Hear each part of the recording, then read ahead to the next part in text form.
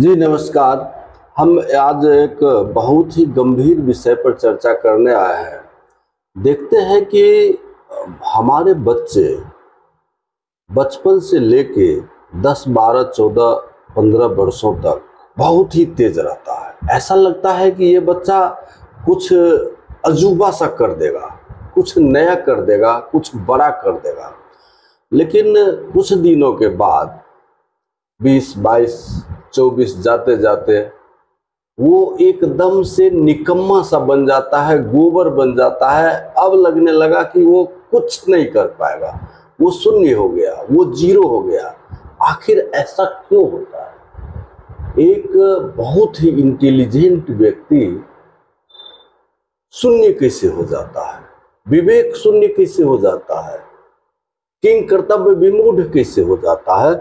तो ये विषय ढेर सारे अभिभावक इस विषय पर हमसे बात किए थे। तो इस पर ऐसा लगा कि अपनी कुछ बात, कुछ अनुभव हम मध्य वर्गीय परिवार, जो मिडिल क्लास फैमिली बोलते हैं, उसमें हम लोगों को, हम अभिभावक को दो बातें होती है। कुछ वक्त भी होता है क्योंकि उतना भर दिन का काम ही नहीं है आपके पास, तो अपना काम करने के बाद बच्चों को भी समय देते हैं।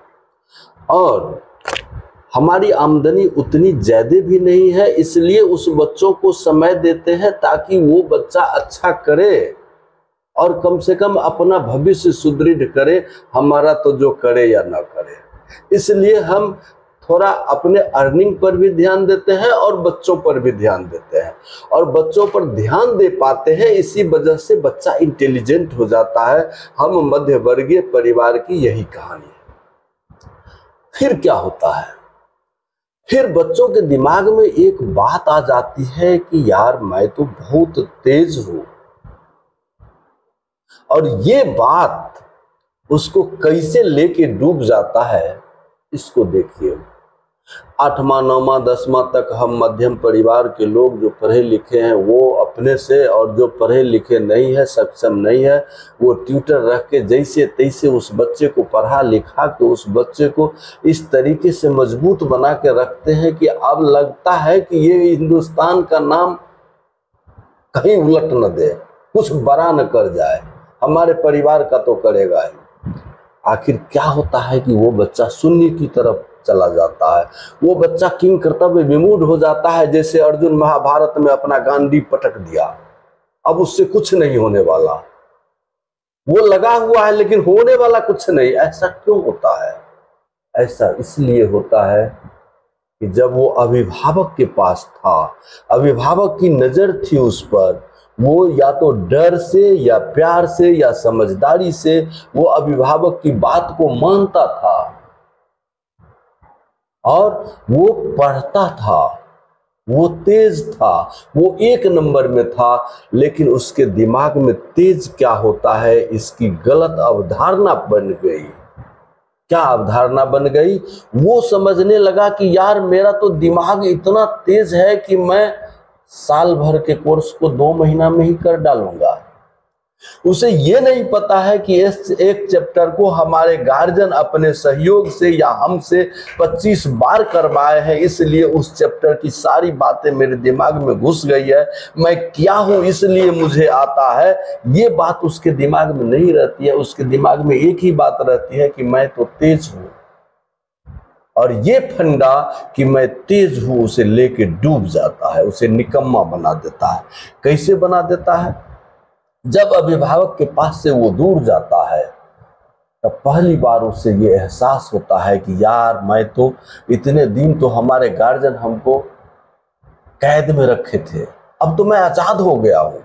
तो आजाद हो गया हूँ तो क्या करता है, इधर उधर या तो आपका इंस्टीट्यूट हो या फिर जहाँ हो वो भी जाना छोड़ देता है, सड़क पर घूमना शुरू कर देता है, नया दोस्त बनाता है, अपनी जिंदगी जीना शुरू कर देता है। यहाँ तक कि लड़कियों के साथ घूमना चालू कर देता है, लड़कियाँ लड़कों के साथ घूमना चालू कर देता है। बैग में किताब लिया, गया इंस्टीट्यूट और रास्ते से रास्ता बदल गया, दोनों चला गया पार्क में, अपना घंटों बात करता है, दोनों चला गया होटल में, अपना क्या बताऊं मैं, अपना शो करता है और अपनी जिंदगी के वक्त को बर्बाद करता है। और केवल उसके दिमाग में एक ही बात है अभी कि मैं तेज हूं, और मैं तेज हूं तो मैं साल 2 साल की चीजों को तो 4 महीना में कर लूंगा यार। हमको परेशानी कहाँ है, हम गार्जियन के पास फंस कहाँ रहे हैं। हम तो बस 12 महीना का कोर्स है, उसको हम 2 महीना में कर लेंगे, बाकी का 10 महीना तो मैं आजाद हूँ, आजाद रहूं और ऐश करूं। पैसा तो गार्जियन भेज ही रहे हैं। बस ये चीज उसे लेके डूब गया, और वो जो घूमने लग गया, कुछ तो नशा करने लगता है, दारू पीने लगता है, वो चरस पीने लगता है, वो रिफिल का इंक है वो नाक में लेने लगता है, फिर उन्हें खर्च करने की आदत हो जाती है, चोरी करने लगता है, डकैती करने लगता है। बच्चे ऐसा हो जाता है। और इसका कारण क्या है? इसका कारण एक ही गलत कॉन्सेप्ट है कि मैं बहुत तेज हूं। तेज किसको बोलते हैं? तेज उसको बोलते हैं कि आपका जो 15 दिन का जहां भी क्लास है वहां 15 दिन पढ़िए और उसका परीक्षा दीजिए, आप टॉप करिए तो आप तेज हैं। आप परीक्षा में जाते नहीं हो यार, टेस्ट देते नहीं हो, दिमाग में तुम्हारा गोबर ठुसा गया है कि मैं तेज हूं, तो तुम तेज हो, तो जिस दिन तुमको मजदूरी करना पड़ेगा उस दिन तुमको समझ में आएगी, और वो तो करना ही पड़ेगा क्योंकि आपके दिमाग में है मैं तेज हूं, आपसे कुछ होने वाला है नहीं। तो फिर होगा क्या? जैसे ही आप आजाद हुए अपने मन से, और आपको लगा कि अब हमको कोई टोकने वाला नहीं है, अपने मन की बात करना शुरू कर दिए, चाहे वो रोड पर घूमना हो लोगों के साथ, अपने दोस्तों के साथ, चाहे वो लड़कियों के साथ घूमना हो, चाहे वो होटल में जाना हो, चाहे आप लड़कियों को लेके जहां तहां घूम रहे हो। लेकिन इसका रिजल्ट क्या होता है? इसका रिजल्ट ये होता है कि आपकी पढ़ाई नहीं हो पाती है, आप जिस काम के लिए गए हैं वो काम आपका नहीं हो रहा है, आपकी ये इम्पोर्टेंट जो जिंदगी है जिसका एक एक मिनट फिक्स है कि आपको इतना दिन जीना है, उसके सब वक्त को आपने बर्बाद कर दिया। आपको मिला क्या? मिला ये कि आपका समय बीत गया और आपको हासिल कुछ नहीं हुआ, आपके अभिभावक का गाढ़ा कमाई का रुपया खर्च हो गया, अब आपके पास कुछ भी नहीं है, अब आपके पास शून्य है, आपको फिर जीरो से स्टार्ट करना पड़ेगा, क्योंकि आपको देने के लिए आपके अभिभावक के पास भी कुछ नहीं बचा। अब आप जिएंगे कैसे? अब आप खाएंगे क्या? आपके अभिभावक कहां से लाएंगे आपको देने के लिए? इसकी भी तो एक सीमा है। तो अब क्या करेंगे? अब आप बर्बाद हो गए। इसलिए आप सभी बच्चों से मैं कहना चाहता हूं, कोई तेज नहीं होता। ये दिमाग जो है ना, सबके पिछले हिस्से में 1.25 किलो मांस का एक लोथरा होता है, जिसमें सोचने का सेल होता है छोटा छोटा।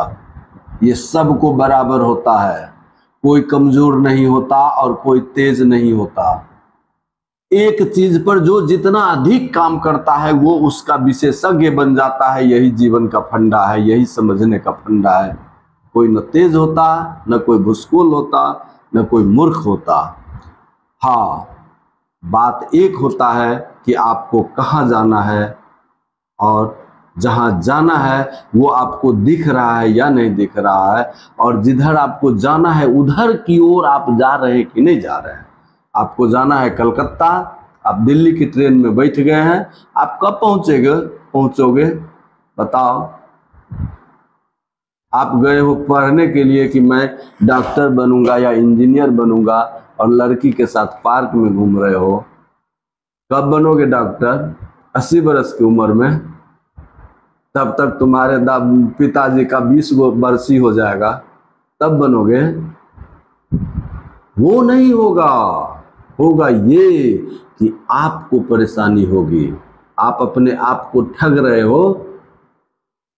और अपने गार्जियन को ठग रहे हो। गार्जियन को क्या ठग रहे हो? गार्जियन तो जैसे तैसे उसका आधा जीवन बीत गया, उसका बीत ही जाएगा, परेशानी तुमको होगी। तुम जो जीना शुरू कर दिया, तुम्हारे जीने का जो स्तर हो गया, लेवल हो गया, वो कब तक मेंटेन रहेगा? जब तक तुमको गार्जियन महीना देना शुरू दे रहा है तब तक। महीना जिस दिन बंद होगा उस दिन कहाँ जाओगे? इसलिए बहुत इंपॉर्टेंट विषय है। बहुत लोगों की ये परेशानी है, बच्चे दारू पीने लगते हैं, बच्चे घूमने लगते हैं, बच्चे पढ़ाई लिखाई से मतलब नहीं रखते हैं, लेकिन एक चीज नहीं बंद होता है। वो क्या है? गार्जियन से रुपया लेना बंद नहीं होता है, बाकी सारा चीज बदल जाता है। इसलिए अभिभावकों, बच्चों के एक एक एक्टिविटी पर नजर रखिए। अभिभावक के मन में प्यार होता है कि हम अपने बच्चों को कोई कष्ट न होने दें, वो एक टाइम भूखा न रह जाए, इसलिए 500 मांगता है तो 200 ज्यादा ही दे देते हैं ताकि उसे कोई परेशानी न हो। ऐसा नहीं करना है। उसे एहसास होने दीजिए, उसे भूखे रहने दीजिए, तब पता चलेगा कि एक टाइम के खाना का क्या मूल्य होता है और एक टाइम के खाना का जितना मूल्य होता है 70, 50, 100 रुपया, उसका क्या मूल्य होता है।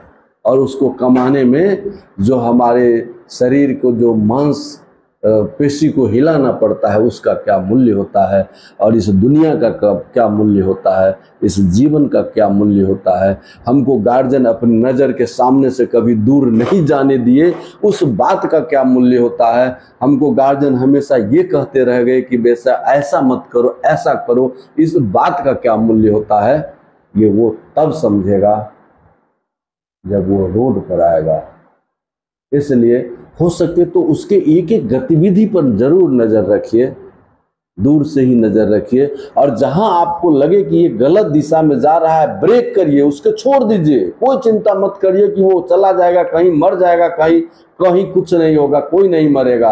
और यदि मरना ही होगा किसी को तो हमारे सामने में भी रहेगा तो मर जाएगा। लेकिन उनको अनंत सुविधाओं का महाराजा मत बनाइए ताकि वो बेलगाम हाथी हो जाए। धन्यवाद।